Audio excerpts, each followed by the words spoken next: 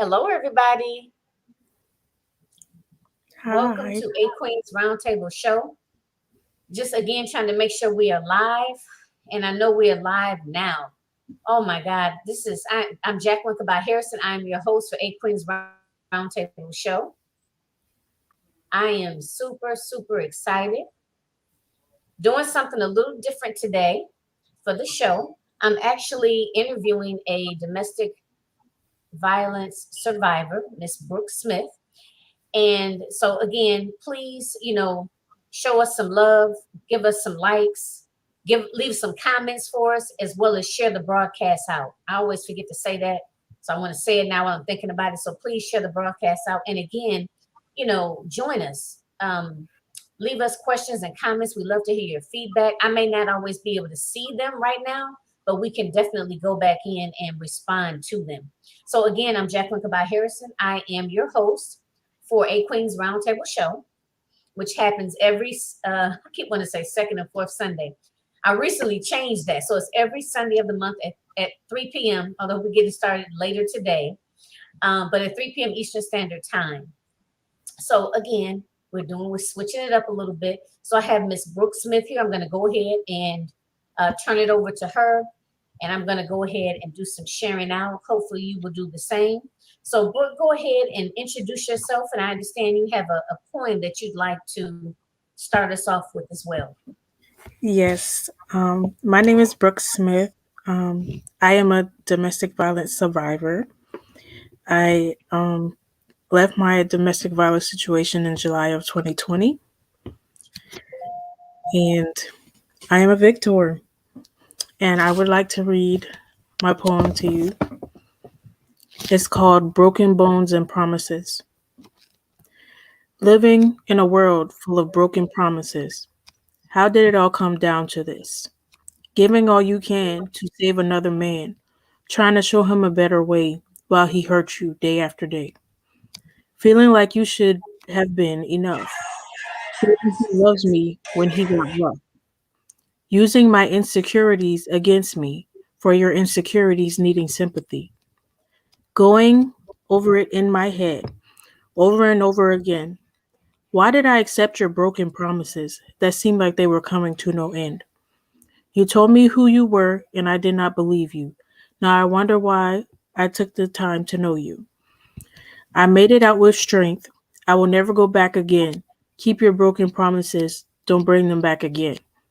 You always tried to bring me down. You hurt me till I fell to the ground. You took away my crown, beat me while tears flow and I frown. You took my heart and crushed it, and as I tried to fix myself, rise above it, you broke my confidence, and I'm trying to make it all make sense. How could you put me through this, knowing I had love for you regardless? Using your hands and feet to keep me low, I felt like I was drowning, dying slow. Once again, broken promises, thinking if maybe I deserved this. You said that I am naive. I woke up wishing it were all a dream. Everything was not as it seemed, wanting to be treated as a king. You made me into someone I am not. Thought you could crush the dreams that I sought. What you did to me stings. Out of it came my two blessings. I will never know why there were always broken promises or even know what the problem is. You hurt me more than you know. Every single day it shows. I thought you were there to help me grow. You took advantage of me many times in a row. When you saw me sprouting up, you had to kill the roots which were tough. I never I will never understand how you think abuse and love go hand in hand.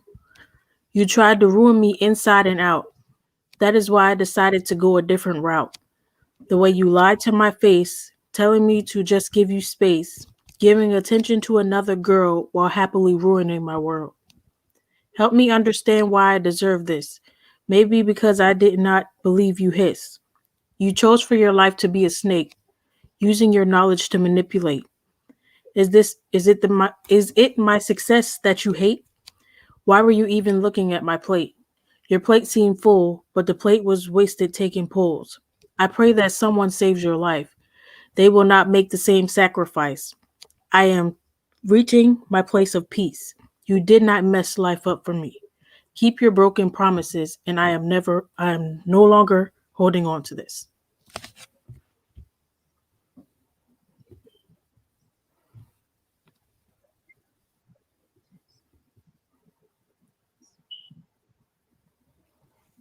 Wow. And you wrote that in the midst of being involved and under the same roof with this person? No, I wrote it shortly after I left. Uh-oh, can you hear me? Okay. Yes. Wow. Okay. That is very, very powerful. Very, very powerful. Thank you.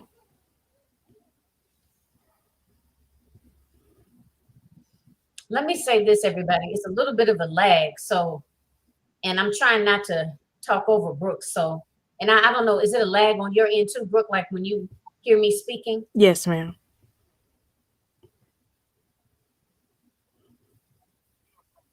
Okay. Yeah, it's a big lag. Okay. All right. So again, I want to thank you for being here on the show today and just even, being willing to come and to tell your story. I know that that is a huge, huge, what should I say? I know it's very, very difficult to do, so I really applaud you and I commend you for, just like I said, going before people and actually telling the story.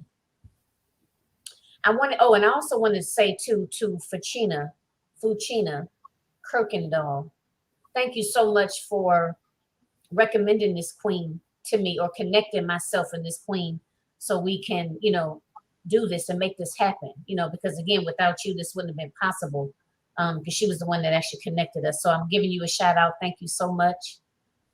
Thank you so much.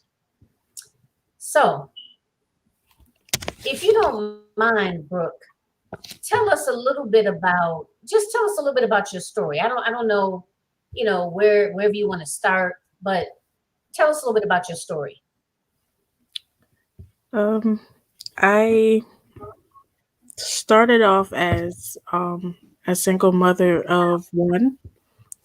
Um, and I basically got in this relationship and kind of went in without.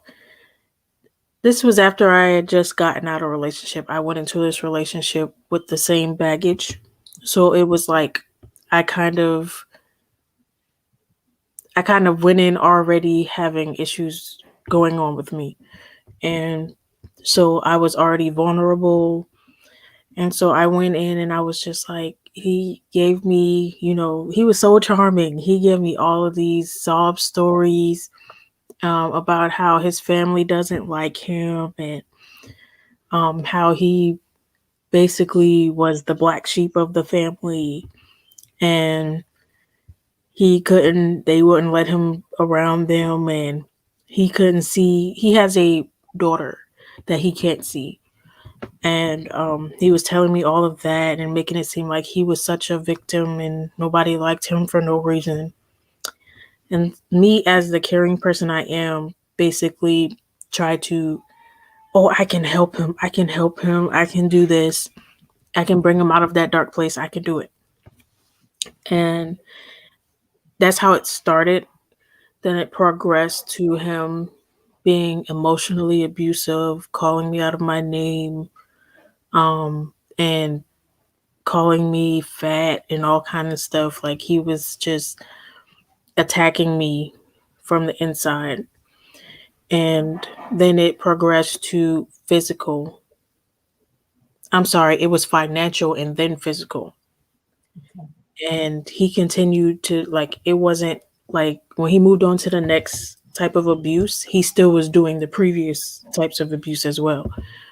So I was dealing with the emotional, financial, the physical, and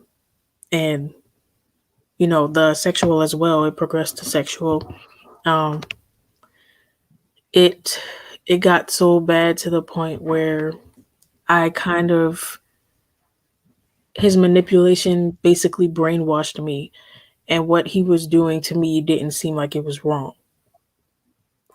And I was like so in love with him that I was just like ignoring the fact that he was completely, disrespecting me, and he was not equal. We were not equally yoked at all. He was Rastafarian. I'm a Christian. So it was like we were not even equally yoked. So it progressed. The first time he started abusing me, I got away from him the first time. He ended up going to jail for domestic violence charges, and um, he was in there for like 6 months. Then they had a trial where the judge was like, "Well, he taking care of his kid, excuse me." And I was like, "Well, yeah." And the judge was like, "Okay, well, if I see you before me again, you get 15 years." So basically, he let him off with a slap on the wrist or time served for what he did. And so, um, me with my thinking, I was like, well, I don't want to have multiple baby fathers. You know how that kind of like that's the thing right now where everybody's like, oh, you have multiple baby fathers, so you this and you're that. But I was like, okay, maybe I can get the father side of him, to take care of his daughter. So I did that. I let him move in with me for a while. We weren't even together at this point, and somehow it still ended up being about me and him and the arguing and the abuse, and it got worse than it was before he went to jail. He ended up fracturing my face. They thought that they would have to do surgery on my face. Um, and it got to a point where he was trying to get me to do things that I didn't want to do sexually. Then the reason I actually left was that I saw bruises on my son, and I got to a point where I was no longer myself. Like I felt myself about to do something super crazy, and I was like, my kids need a future. I need a future. I need to leave. I grabbed my one bag, and my parents, they were already about to move to Texas, but I was supposed to stay in Charleston. And I grabbed my one bag, and I grabbed my two kids at the time I was pregnant, and I got in my car, never looked back, and I left with my parents and came to Texas. So, okay. So let me ask this.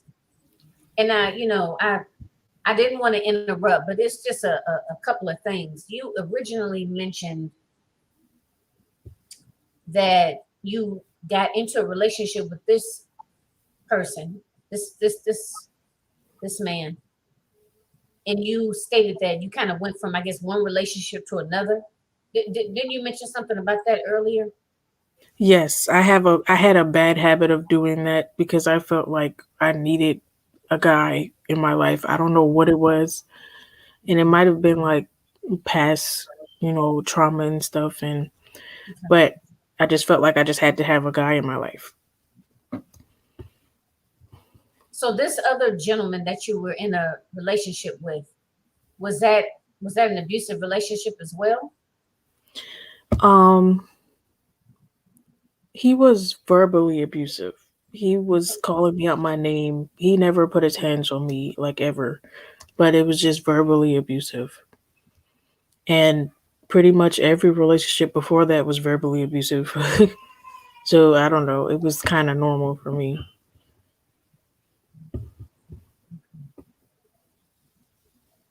And then coming from that other relationship, did you have the one child, and then you had a second child, I guess, with the abuser that you just left?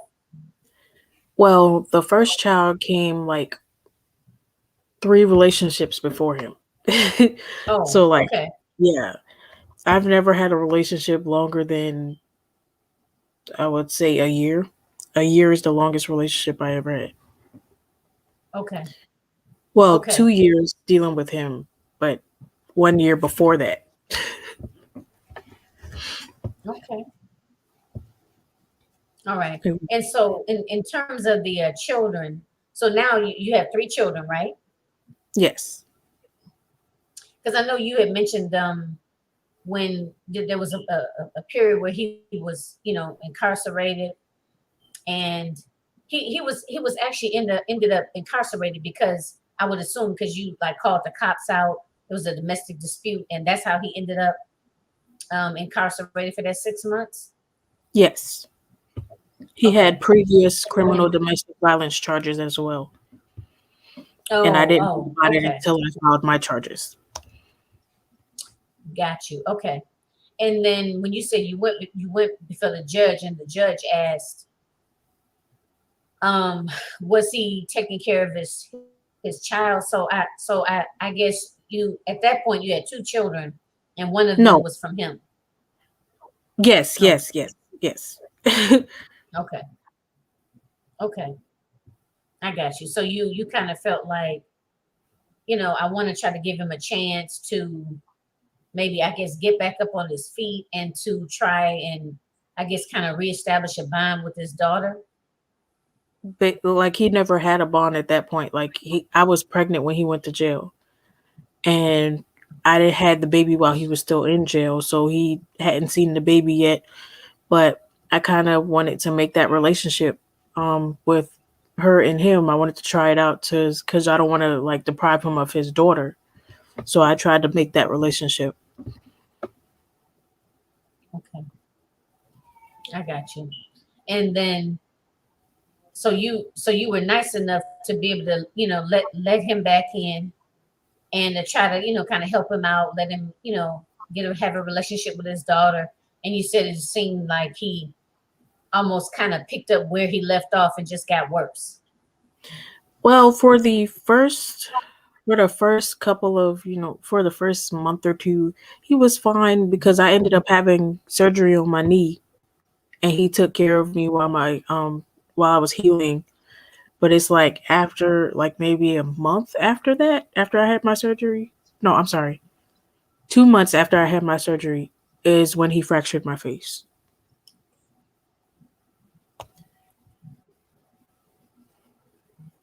Okay. And then you mentioned about, well, you mentioned two things. You mentioned about seeing bruises on, I believe it was your son, because I guess what I and I'm assuming that I think that was the turning point. Basically, yes. I when I saw the bruises, that was the same day I was supposed to go see my parents off. Okay. So what I did instead of going to see them off, I went with them. Okay. You were like, I'm out of here. And that because you guys were in South Carolina and they were moving, and you initially the plan wasn't for you guys to move. At all. Right. But you changed the game and got out of there. Yes, ma'am. And thank God. And look at you now. Well, you know what? So before we go into like kind of like present day, what's going on. What were your parents? Well, do you have any siblings? And what was your parents' reaction to things, or how much did they know about what was going on? I have 8 siblings. Um, I didn't expect three, that.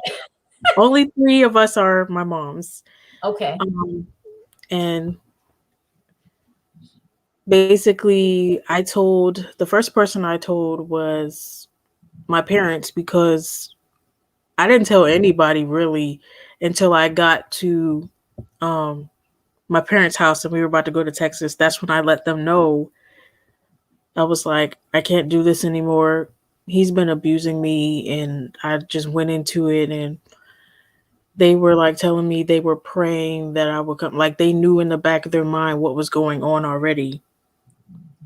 and they were praying for me, and they were praying that I came with them because when he fractured my face, I lied and said that I got robbed, and they already knew that was a lie, but they didn't want to intrude in my life. Like they just were like, "You're grown, and I'm gonna let you make your decision, but I'm praying that you make the right one."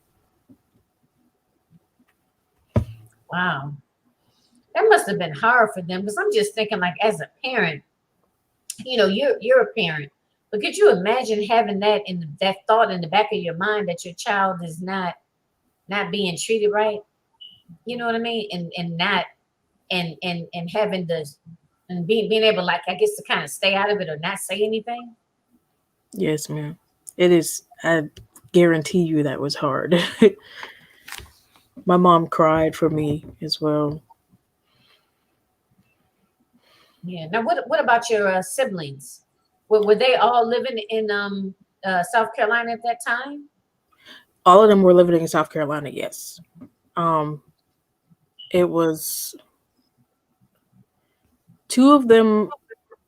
I'm sorry, three of them are younger than me, and five of them are older. One is deceased from cancer.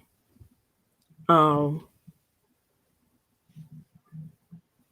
they when I told them, well, when I told the older ones, they didn't take it too well. I had to kind of tell them, "Hey, I got this. I left so that nobody would end up getting hurt. I left it alone. I didn't want to, do anything else with it." And they respected my decision. The younger two, I told them, and they're younger, so there's not much they can really do about it. Okay.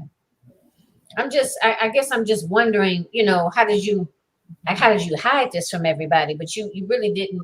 I guess you thought you were hiding it, but your parents knew. Did your older siblings, did they say that they had any idea or suspected anything? They had no idea.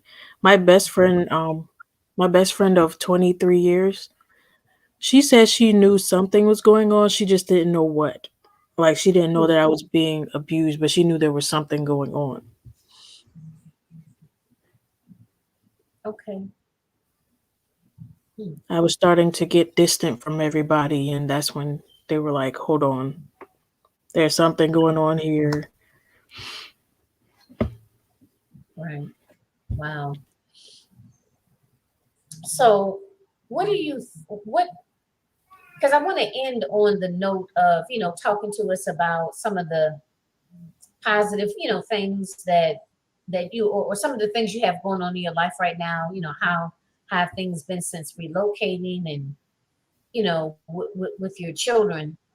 I want to end on that note.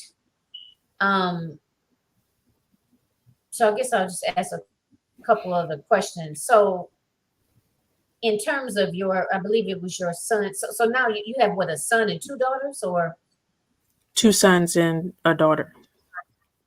okay, two sons and a daughter. Okay, so had he really put his hands on your son? He he might have previously, but I didn't see anything. I just saw that one time when he had the bruises, and they were like really noticeable bruises, like from his back and side all the way down to his feet were bruises.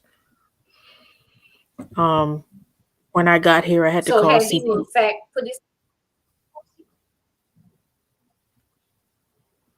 I'm sorry. Go ahead. so he had put his hands on him? Yes, And how old was your son at that time? he was.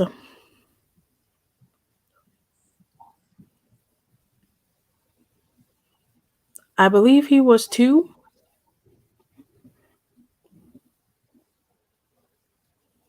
Okay.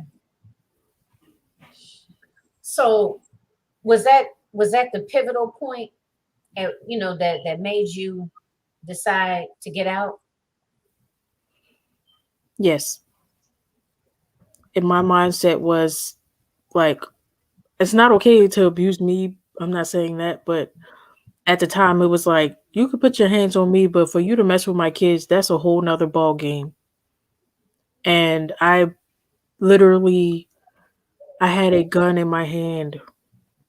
I was upstairs playing with the gun and I was like, I'm gonna kill this man. I'm gonna kill this man. And then I got like this feeling almost, and I feel like it was the Holy Spirit, but I couldn't do it. Like I just put the gun in my bag, put like an outfit for each kid in my bag, an outfit for me, packed it, and I was like, all right, I'm going to see my parents off. He started calling me out my name. Oh, you're gonna take too long and you're gonna do this and that and blah blah blah. And I just got in the car, never came back. Did he notice you were packing a bag? Well, it was a small bag. So I always carried like some type of bag with me, especially when I was going to work and stuff. So he didn't really even pay attention to the fact that it was the bag was pretty full. Mm, okay. Okay. Hmm. Wow. I was like, this is my opportunity and I took it. So in total, how long were you? I mean, including the whole jail stint, like what was the total amount of time that you know had known him? 2 years. 2 years. Okay. Okay. So looking back on that and thinking about, because you had mentioned that um some of the other relationships that you had been in prior to that were verbally abusive. I want to make sure I'm not putting words in your mouth. Didn't you mention that? Yes.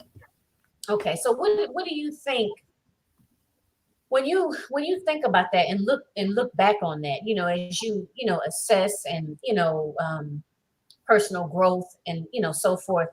What are your thoughts around that? I I feel like because I was dealing with it for so long, it felt normal. Um, it just was like I was letting people. I mean, don't get me wrong. I was saying stuff back. Now I was definitely saying stuff back, but just letting people talk to me crazy. It was just like it was normal. It was just like, well, people argue, but for them to be calling me out my name, I am just now getting to the point where I'm like, that's a no no. So initially, why do you think that was acceptable for you initially, like in relationships? Why were you, you know, I mean, because I guess some people may say, oh no, you're not gonna call me out of my name. That's it, I'm out of here. And then there's other individuals that may say, oh, the person's gonna change, or that's just love, or it's okay, whatever the thought process is. But why do you think that you're, like I said, looking back on it and being insightful and thinking about some of the different things that have happened in your past, so that they definitely, so you can heal and that they don't repeat themselves. What do you think? Why do you think you ended up going down that path?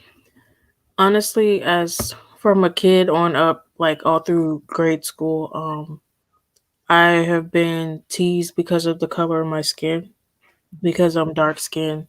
I used to get teased so bad. Like I would get called out my name all the time, and for me, after a while, like I said, that started to be normal. And it was just like, oh, they're mad at the time, so they're doing this because they're mad. They'll get better, stuff like that, and I don't know. It was just hard So for me. but I'm thinking you're Brooke. What year were you born in? 1995. 1995. Okay.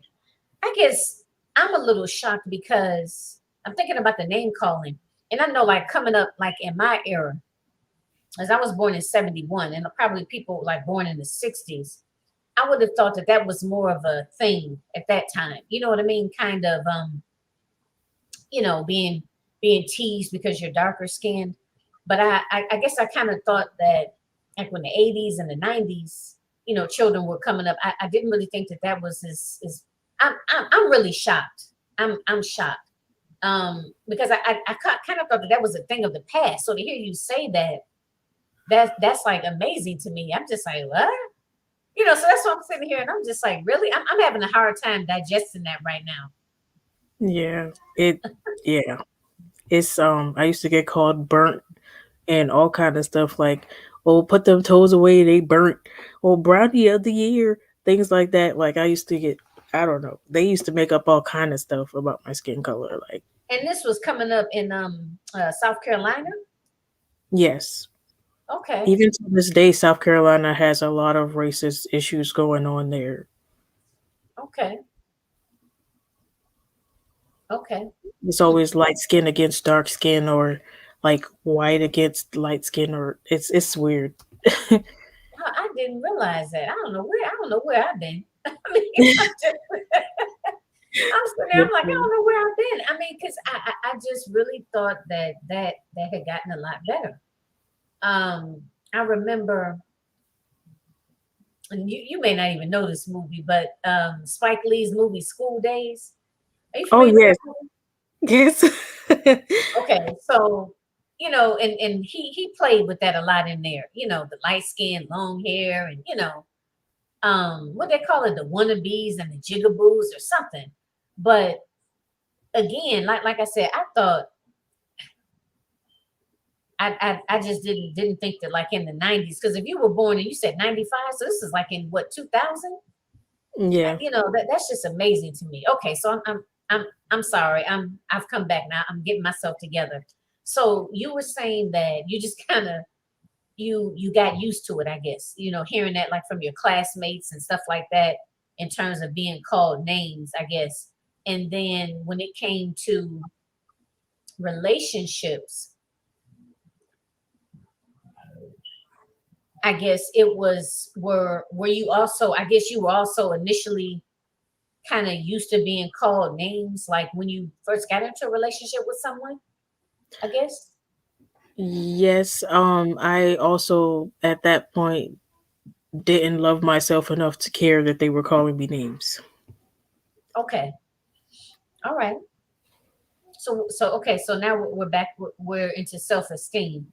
And I'm a confidence and success coach. And that would, that's one of the things that I do and that I specialize in, because I'm a social worker by profession.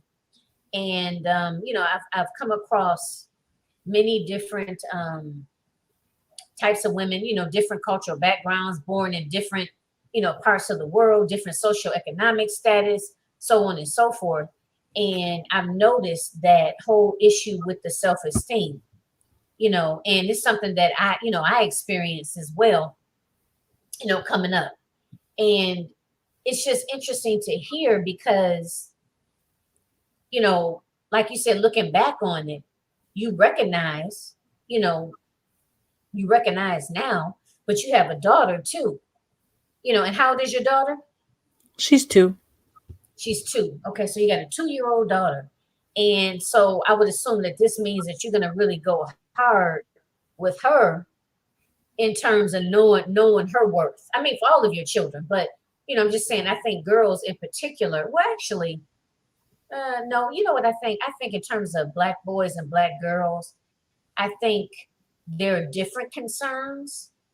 I think in terms of the young black girls, it's more of a, feel comfortable in the skin that you're in. You Hmm. know what I mean? Like, be able to look at yourself in the mirror and say, I'm beautiful. You know what I mean? And to be able to validate yourself. Whereas I think with the boys it's something a little different. Yes, something a little bit different. But what do you think, knowing what you know and have experienced, how do you think that will impact your parenting as far as your daughter in particular? Honestly, I I now, well, I did that before, but since she's been born, I've been telling her, "You are beautiful. Don't let anybody tell you different. You are beautiful, and your skin is gorgeous, and there's nothing wrong with having dark skin. There's nothing wrong with having light skin. You can play with anybody that's white. You can play with anybody that's light skinned. You can play with basically any color person. You can play with who you want." And you can be friends with who you want. It's not a light skin, dark skin thing. I always tell her. And she's a very friendly girl too. She's so friendly. Like I seen her play with everybody.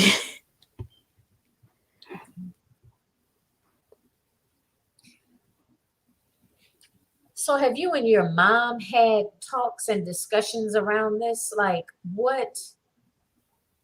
Oh, hey, Miss Fuchina. Oh, she said she has some tech difficulties. Honey, I know. It's like I'm always having technical difficulties. I really need to buy a new computer, y'all, but it's not quite in the budget yet. That's really what's going on. I need a new computer. But thank you for joining us. Um, and those of you that have joined us, and I just don't see your comments, I appreciate you. Appreciate you so much. Please leave your questions and or comments for us and make sure you share it out. So I guess what I want to ask now, your mother in terms of growing up,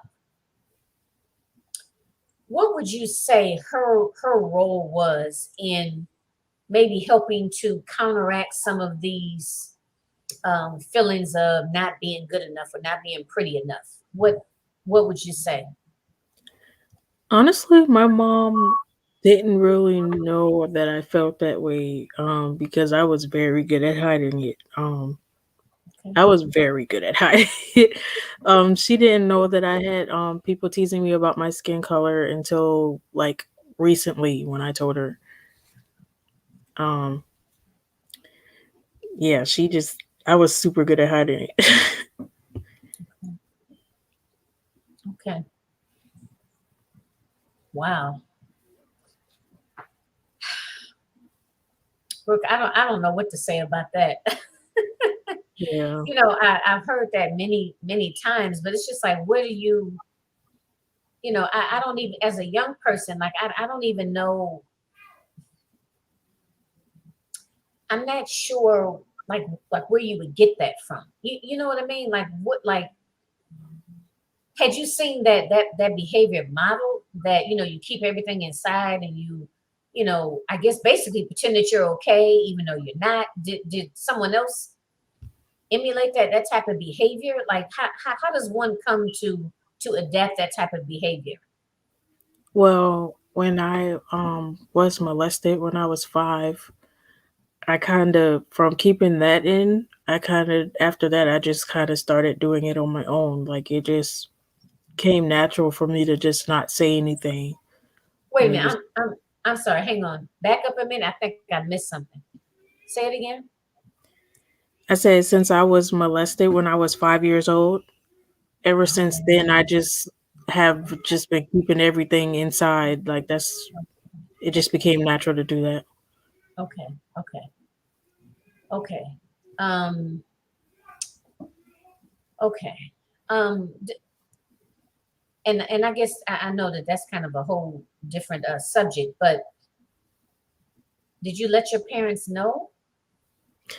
No, they didn't know about that either until I was older. Okay. Okay. All right. I'm a therapist, so I'm an advocate for therapy. Have you been in therapy or are you currently in therapy right now? I've been in therapy since I was like in middle school Okay. because I would act out a lot. I fought a lot. Yeah. Okay. All right. So are you in any sort of therapy now or is that on the horizon? Um, right now I'm not. I'm still searching for therapy that basically I don't have insurance right now, so I'm waiting until I start this job to be able to have the insurance, and then I'll start back with therapy. But I wasn't it previously. Okay. All right. I Yes, just ma'am. said that because it's a lot of things that that we might be holding on to, and a lot of things that we haven't even really processed. You know what I mean? And sometimes we don't even realize it. We're not even aware of it. Although we respond to our world, based on, a preconceived set of ideas. And sometimes those ideas and beliefs that we're operating out of aren't even, in other words, they need to be dismantled and rebuilt. And sometimes sometimes it's like going through a therapeutic process, or even if you're not in therapy, like journaling or meditating, or just kind of sitting to yourself, sometimes is when you begin to gain clarity on those types of things. You know what I mean? Because sometimes we be operating from these systems, and again, we need to just tear the whole system down. You know what I mean? And sometimes we have all these preconceived notions and thoughts in our head, and it's not even based on reality. Hmm. You know what I mean? It could be something somebody told us, or just a whole warped sense of the way we view things, and sometimes we don't really even realize it. That's why I mentioned that, about the Well, whole therapeutic piece. well, I do want to say I am 26 years old. And my basically, I'm kind of young, and Yes. I have been through a lot for me to only be 26 years old. I have been molested 5 times. I have been raped 3 times. I've been abused, and just it's a lot. I've been through a lot for my age, and I'm just now getting to the fact where I'm loving myself. Like I love Okay. myself. Yep. Doesn't that feel good to say that? Yes. And so now I know you wrote that poem. So do you have like a collection of poetry? I mean, is that a way that you like kind of help to process your feelings or get your feelings out? I just now found my love for poetry. Okay. I found that was my first poem I wrote, and it was when I got here in like September. No, that was like either November or December of 2020. I wrote that poem. I just been kind of busy, with school and work to write more. But I started another one and I just didn't finish it. Okay. All right. Yeah. And Miss Fuchina, you know what? She did recite her poem. She mentioned can you see her comments too, Brooke? Yes, ma'am. I don't even know. Oh, okay, okay. Um, yeah. Something y'all have to forgive me. Sometimes I'm not as good with checking in on the comments like I should. But I just didn't want to I was interrupt you while you were talking. oh, you know what? And I'd be thinking the same thing. But sometimes I have to interrupt because I'll have a senior moment and then I'll forget. But yeah, I'll be trying to do the same thing. I'm like, okay, I want them to finish. I don't want to interrupt their thought. But Mhm. yeah, so I mean, I think that's so okay. So how are things going now? So now you have relocated. Well, yeah, okay. So now you live in the same vicinity as your parents. Mhm. I am about to get And my own apartment at the beginning of next year. okay, all Um right. And you're looking for a job, you said. no, I start my new job tomorrow. Yeah. All right, okay. That's nice. That's good. You excited? I am. Okay. All It's right. new for me. Okay. Good, good. And you said you're in school. Yes, I am getting my master's degree. I'll be finished March 13th of next year. Okay, March 13th of next year. Okay. Yes, ma'am. That's right around the corner. Yes, this is That is my right around the corner. after this term is just one term left. Wow, that is. And now, okay, so and that's for your undergrad degree, right? My graduate. I mean, I'm sorry, graduate. And Yeah. what is it gonna be in? Business administration. Business administration. Okay. I'm sorry. I'm thinking, I'm just thinking undergrad because you're so young, but that's awesome. Business administration. That is awesome, awesome, awesome. All Yes, right. ma'am. Thank Wow, you. that is so exciting. I am so excited for you. Thank you. I am so excited for you. And I would say, keep up the good work and I always, everybody I have on the show, we always talk about self-care. And so I like to ask you that what do you do for, to take care of yourself, to make sure you stay balanced and, you know, uh, have good mental health? What do you do? I know it may not be much, but I go and get my toes done at the salon, and I kind of I have like a quiet time, like when the kids go to sleep. I'll just sit there and have time to myself. Sometimes I can't because I have to do homework, but when I do have the opportunity, I take the time for myself. And and I know it's a little challenging because you have young children and you're in school. But like you said, whenever you have that moment, whenever you have that moment, even if sometimes you might have to just stop for a minute and just say, okay, I'm gonna start my studies in 30 minutes, just to take that time. But I definitely think you have found an excellent outlet, which is writing your poetry, you know. Um, and your poem was awesome, and it, Thank it takes a lot to write a poem. And I say that because I didn't think it was that hard until I tried. I was like, I couldn't do it.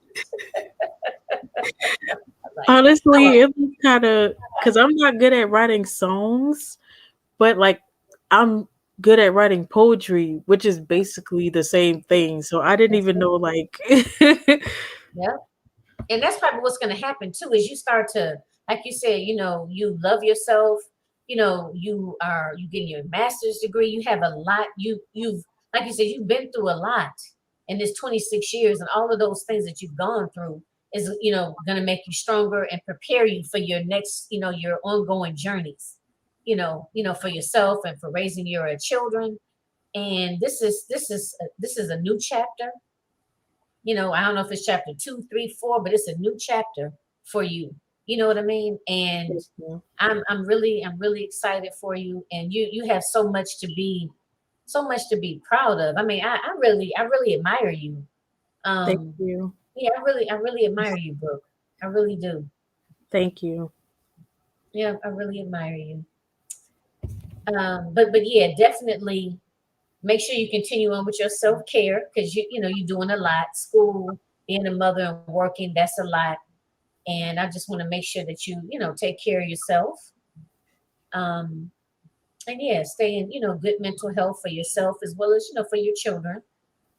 And yeah, wow, that is so awesome. Yes. So now, are you doing online school?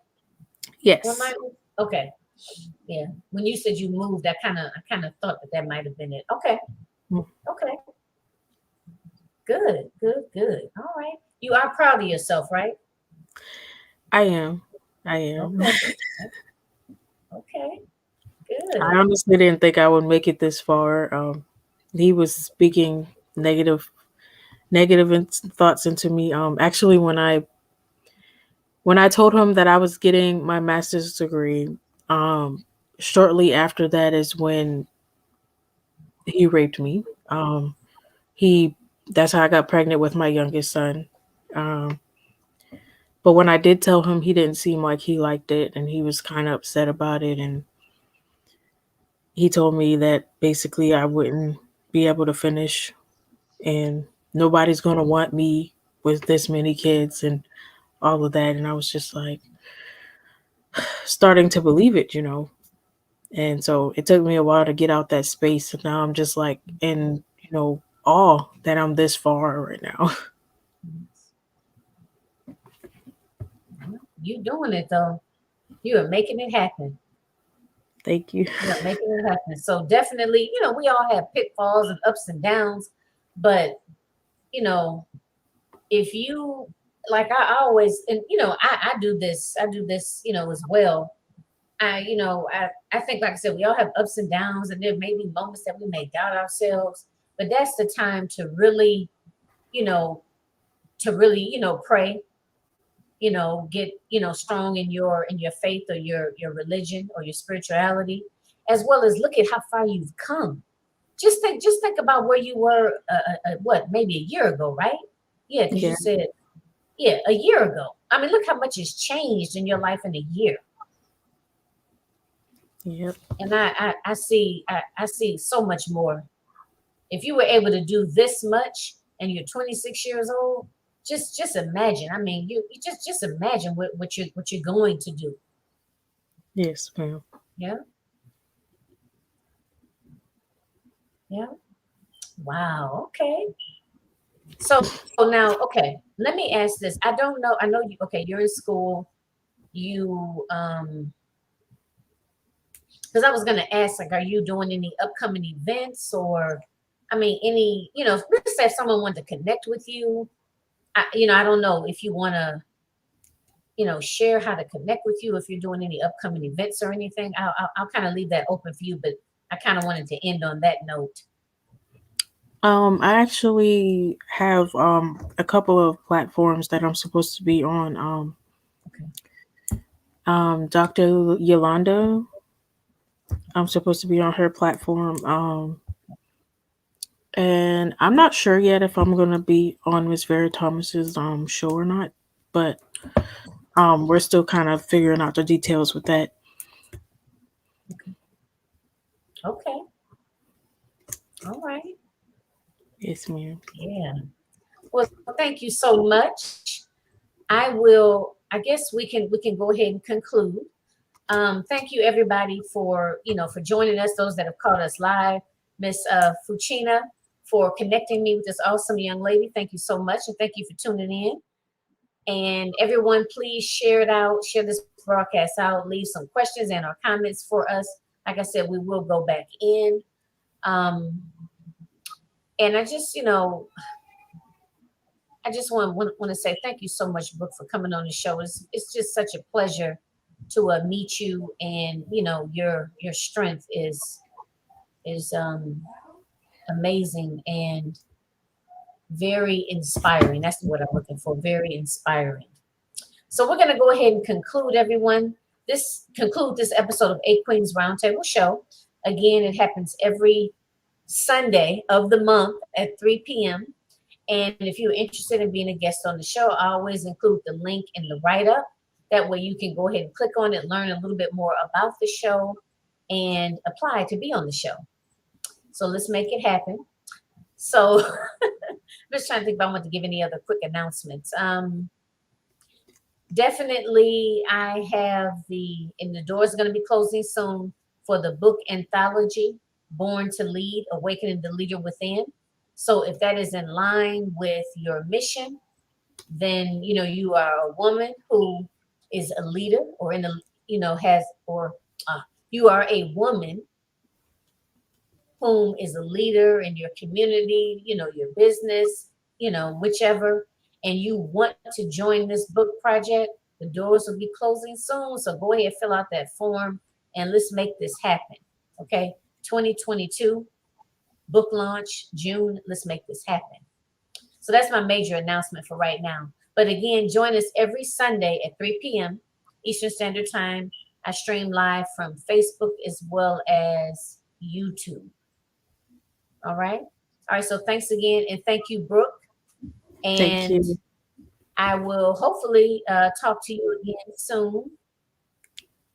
Anything else you wanted to, with the next, I don't know, 30, 60 seconds, anything you want to mention or say or anything? Um, all abuse is abuse, no matter what people tell you. All abuse is abuse, and there's no one greater than the other.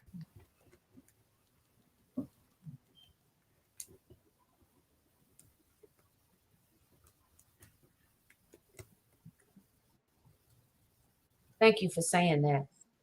Thank you for saying that. All right, everybody, take care. Join me again next Sunday for another awesome A Queens Roundtable show. And enjoy the rest of your Sunday. And thanks again, Brooke. and I will be in touch with you. Okay. All right. Yes. Take